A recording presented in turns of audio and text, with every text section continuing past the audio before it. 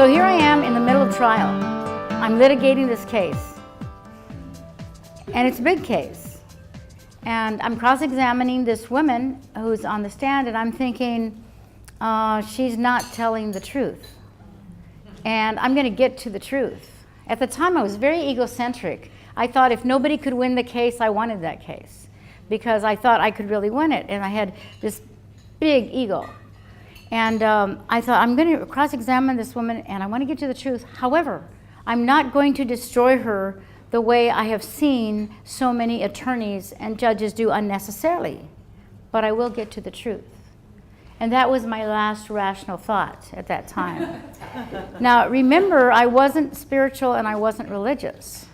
So I'm cross-examining this witness, asking her questions, and all of a sudden, these angels appear in the courtroom in San Diego Superior Court.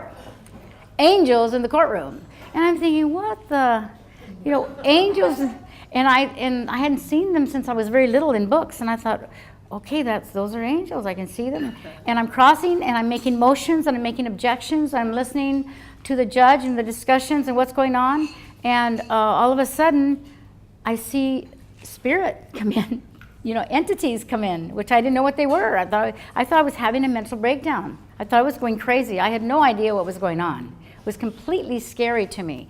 But I looked around, and the jury and everybody seemed like everything was fine. They were just listening to the jury and listening to the case. And I'm thinking, wow, there's something going on that's really, really weird here. I don't know what it is.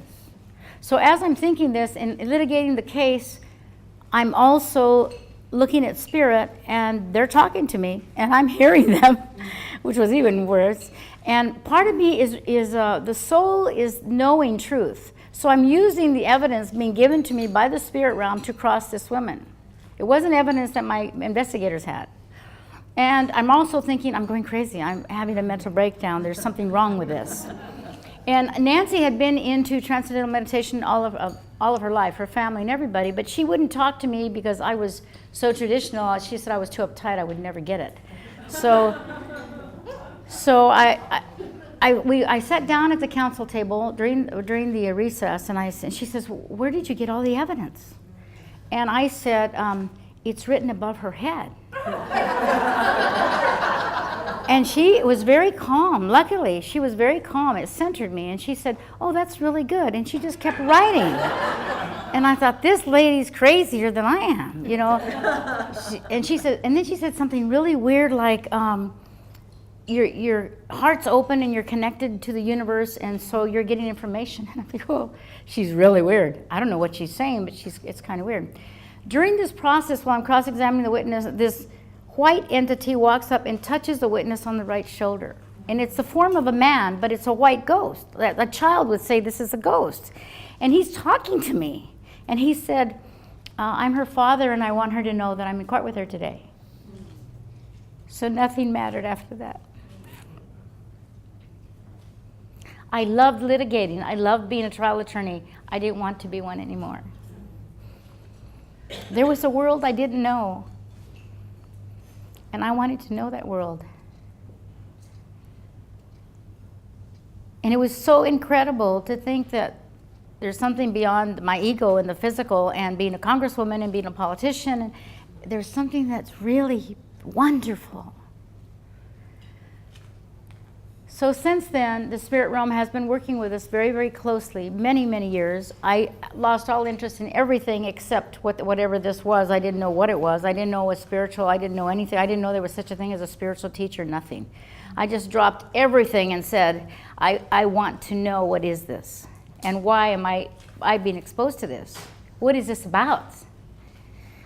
And so the spirit realm kept visiting and talking and giving me a lot of information on how to heal my life. I had been orphaned at infancy. I had lived in many, many foster homes and institutions, some of them very brutal, very violent, others very disconnected. And I didn't know anything about this, and they said, we want you to teach about unconditional love and individual freedom. And I'm, hello? You know who you're talking to? I don't know anything about love. And we're going to teach you. We're going to teach you how to remember who you are and how to do what you came here to do. And we want you to remind all those who are ready to return to their divinity while they're walking the physical body. In business, with money, with family, with friends, with purpose, with vision.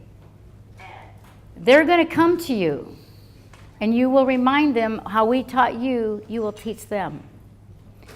So that's what the Soul Institute does now, which stands for Systems of Universal Law, which came to me in meditation. And it's an institute that teaches you how to return to your divine essence. Do you want success? How many would like it different in your business? Just show of hands. How would you like to have more in your business? How about your relationships, partnerships, strategic alliances? You really, really want to have how it works? It's all inside. There's no other way. There are spiritual laws of the universe as you have physical laws, like the law of gravity, which says you throw a ball in the air and it goes down to the ground. And the law of electricity, which works for you if you use it right or hurts you if you don't. There's also spiritual laws that you must abide by. And those will return you back to your divine essence of love, peace, and joy. Because the kingdom that you seek, the abundance with money, with business, with partnership, with family, with friends, is inside of you. When I see an audience like this, and it's simple. Now's the time. It's no accident that we met right now. It's no accident that Judy called and wanted us to come here. You're ready. This is the time to have it all.